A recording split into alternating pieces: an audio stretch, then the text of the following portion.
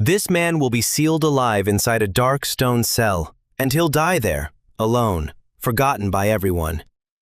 But for now, all of Paris is kissing his hands. A dimly lit Parisian salon, flickering with candlelight. A child rolls his eyes back and begins speaking in the voice of an angel, while a room packed with dukes and cardinals is afraid to breathe. At the center is a man who claims he's 3,000 years old, that he dined with Cleopatra, and that he knows how to turn lead into gold. And Europe's elite believe him. People pay the price of a house for a bottle of his elixir of eternal youth, and fight for a seat beside him. But the immortal count isn't even 40. The title is completely made up, and he grew up dirt poor in the slums of Palermo. His name was Cagliostro. He was born in Palermo in 1743 into crushing poverty. His father, a jeweler, had gone bankrupt and died before Giuseppe was even born. It looked like he was destined to become another penniless street kid. But as a teenager, Giuseppe ended up as a novice in a monastery, and there, between prayers, he learned real chemistry, herbal medicine, and pharmacy. That was the whole secret behind the future magician. He really did know how to mix remedies, change the color of liquids, and bring down a fever. There was only one real difference between him and an ordinary pharmacist. The pharmacist said, "Here's your medicine," while Giuseppe said, "Here's a secret lost for 1,000 years. That'll be 1 gold coin." He pulled off his first major scam at 21. He convinced a wealthy Palermo goldsmith named Marano that a Saracen treasure was buried in the hills above the city, guarded by spirits that had to be appeased with gold, naturally. Marano, who had more greed than common sense, handed over the money and went looking for the treasure in the middle of the night. What he found in that dark field wasn't treasure, but a couple of thugs Giuseppe had hired. You could say the treasure really did change hands. After that, he fled Sicily, found himself a beautiful wife named Serafina, and gave himself a more respectable name. He'd been good at forgery since childhood. Even Casanova, hardly a stranger to deception himself, later complained that Cagliostro had perfectly copied one of his letters without understanding a single word of it. Copying someone else's handwriting without even being able to read it, you have to admit, that's an art form. Cagliostro traveled across Europe selling the one thing reason can never take away: hope. Picture him in the candlelight. He raises a small bottle and says quietly, "This drop witnessed the fall of Troy. 1 spoonful, and time itself will retreat." And a countess with enough diamonds in her jewelry box to buy an entire village obediently reaches for her purse. Elixirs of youth, Egyptian remedies for everything under the sun, seances, and, to top it all off, an entire franchise, the Egyptian Rite of Freemasonry, with dozens of lodges across Europe. And his lodges admitted women. Serafina herself ran them. For the 18th century, that was almost scandalous. Male Freemasons had spent generations hiding their secrets from their wives, while Cagliostro sold those same secrets to the wives too. Twice the customers. Counts, cardinals, and kings all came to him. And at the height of his fame, he got caught up in the biggest scandal of the decade, the affair of the diamond necklace. A scheme involving an outrageously expensive diamond necklace and forged claims made in Marie Antoinette's name. And when the whole thing blew up, everyone nearby got dragged into it, including Cagliostro. Ironically, the main victim in the whole affair wasn't some gullible jeweler, and it wasn't Cagliostro himself, but Cardinal de Rohan, one of the most powerful men in France, who genuinely believed he was buying the necklace at the Queen's personal request, and became the victim of an elaborate scheme involving the Comtesse de la Motte.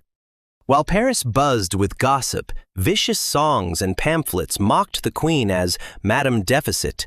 The monarchy's reputation was already cracking at the seams years before the revolution, and Cagliostro, as usual, found himself right in the middle of someone else's scandal. Investigators suspected that he wasn't just some random acquaintance of Rohan's, but the cardinal's personal oracle and advisor, meaning that, in theory, he could have been directing the entire scheme from the shadows. But no one could prove it. 9 months in the Bastille, and they let him go because they still couldn't make the case. Cagliostro didn't waste his time behind bars. Sitting in his cell, he wrote his own defense, essentially an early PR memoir, which spread across Paris and made him even more popular than he had been before his arrest. A rare case where prison time actually worked as an advertising campaign. He walked out of prison to the cheers of a crowd, like a rock star, and his supporters literally chipped in for his trip, 500 louis d'or, so the magician could arrive in England in style. France had, technically, strongly encouraged him to leave, but they sent him off like a hero rather than a defendant. And that, you'd think, should have been the end of the story. A brilliant con man had beaten everyone, the courts, the king, the queen herself, and walked away a hero. Cagliostro hadn't fooled a crowd at a street fair. He had fooled some of the most educated people of his age, an age that had just declared reason king and laughed at superstition. Philosophers, scientists, people whose very position in society meant they were supposed to know better than to believe in miracles. Giuseppe had completely outplayed the age of reason. There was only one man he couldn't outplay, the Pope, who had his own monopoly on superstition. In 1789, he arrived in Rome and fell into the hands of the Inquisition. According to rumor, the person who turned him in was his own wife. Family discount, nothing personal. The charges were Freemasonry and heresy. A year and a half of trial, 43 interrogations, every word preserved in the archives. A rare case where a con man was literally taken apart on the record. The sentence was death. He became one of the last people condemned to die simply for being a Freemason. The Pope commuted the sentence to life imprisonment, and the man who sold eternal life was locked away in solitary confinement at the fortress of San Leo. Almost no light, no visitors. He died there in 1795, forgotten by everyone. Rumors spread that he had faked his death and escaped, but that remained just as beautiful and just as unproven as everything else he had said about himself. And yet, he wasn't a complete fraud, which ruins the nice, simple moral of the story. His chemistry was real. He really did treat people and prepare remedies, and some of his miracles actually worked. His women's lodges were a century and a half ahead of their time. And most importantly, Goethe himself took Cagliostro seriously enough to investigate him. One of the greatest minds of the age traveled all the way to Palermo, found the Balsamo family, checked the records, and confirmed that the mysterious Count really was that same poor Giuseppe from the outskirts of the city. And instead of simply dismissing him, Goethe was so fascinated that he turned him into a character in an entire play. The easiest thing to say is, well, those aristocrats were idiots. But stupidity wasn't the problem. Anyone could have exposed Cagliostro in a single evening. Doubt that he's 3,000 years old? Ask for his birth record. Don't believe he can turn lead into gold? Make him do it in front of witnesses, right here and now. Doubt the title? Check the church records in Palermo. It's all there. And no one took any of those simple steps. Not because they were afraid of finding out he was lying, they already suspected that, but because checking would have killed the magic, and without the magic, life was a lot more boring. He never threatened anyone or forced anyone to believe. He simply sold people exactly what they desperately wanted, a world that was still magical, a way to cheat death, a secret you could buy as easily as a loaf of bread. The Enlightenment had just proudly hung a sign on the door saying, "Reason and nothing else." and people immediately started craving something irrational. Cagliostro simply understood one basic truth before everyone else. There will always be a line for the irrational. He just got behind the counter first. The worst part? That line never went away.